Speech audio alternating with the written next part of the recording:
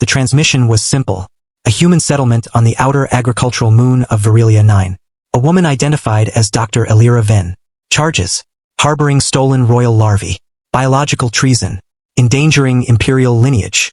Sentence: immediate execution. No trial. No delay. No witness retention. Kael read it twice, then once more. Not because he doubted the empire, but because royal larvae were not supposed to leave the incubation sanctum under any circumstances. That meant one thing. Something had gone very wrong. The journey to Varilia 9. Varilia 9 was a quiet agricultural world. Too quiet. Fields of bioengineered grain stretched across red soil. Wind turbines hummed softly under dim sunlight. Human settlers moved slowly, cautiously, like people waiting for punishment they could not avoid. Kael landed alone. No escort.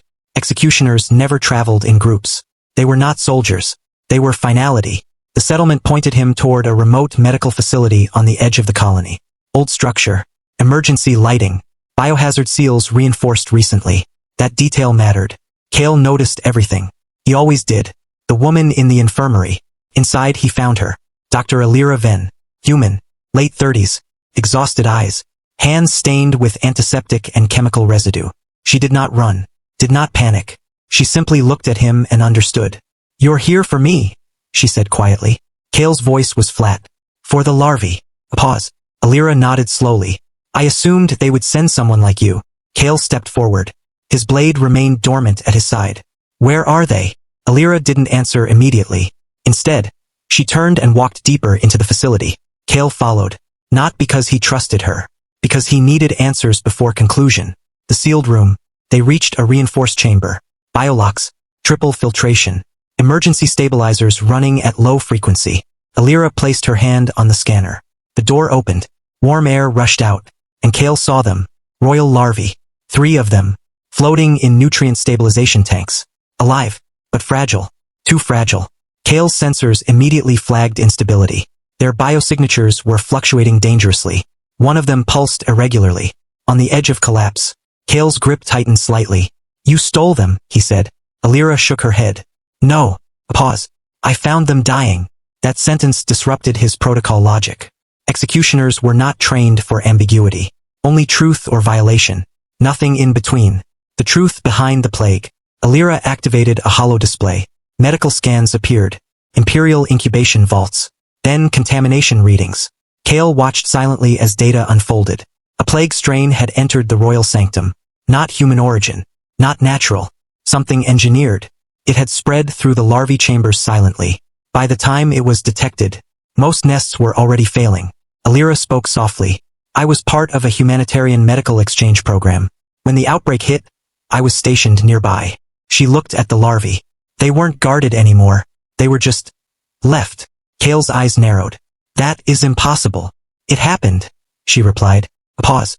"I took 3 that were still alive and moved them here." She gestured around the chamber. "This facility was a grain hospital. I converted it into a biostabilization lab." Kael stepped closer to the tanks. His sensors confirmed her claim. The larvae were stabilized artificially. But barely.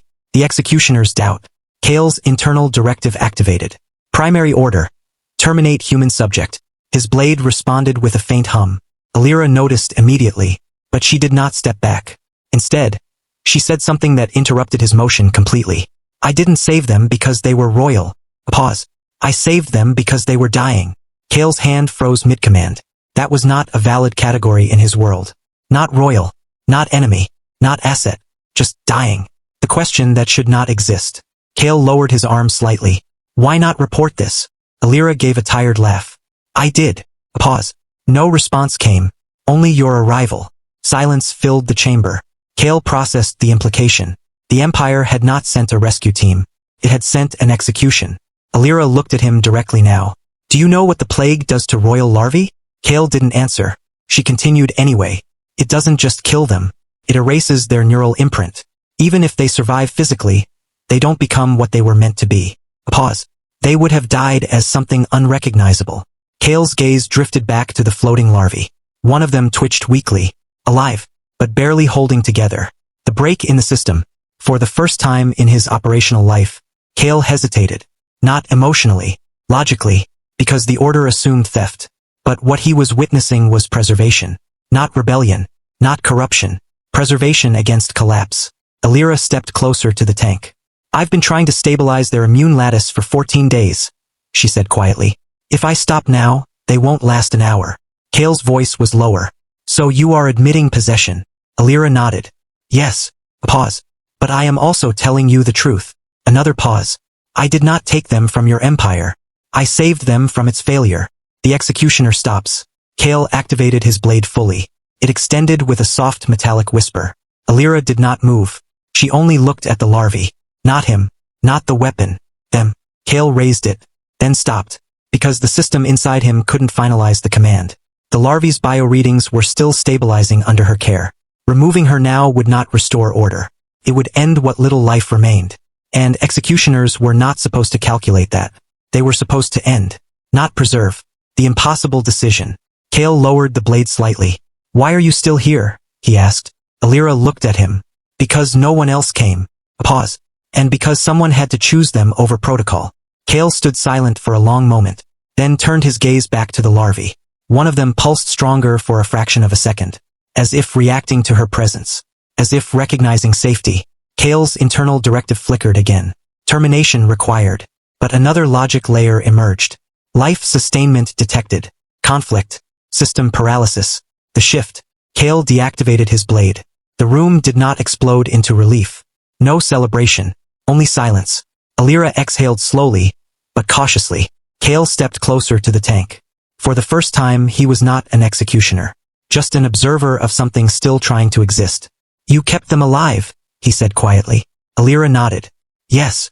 Kael's voice softened slightly. They will survive? Elira hesitated. Then, if I'm allowed to finish. A pause. Kael looked at her, at the larvae, at the broken order of things, and finally said, then finish. Epilogue. A conclusion that was not death. The Empire would not accept this outcome easily. Reports would be rewritten. Truth would be debated. Orders would be questioned. But on Virilia 9, in a sealed room far from imperial certainty, an executioner stood guard over what he was ordered to destroy, and a human woman continued to fight a plague not with weapons, but with refusal to let life end quietly. And for the first time in his existence, Kael Sorr learned something executioners were never meant to understand. Sometimes the most dangerous thing in the universe is not disobedience. It is realizing the order was wrong.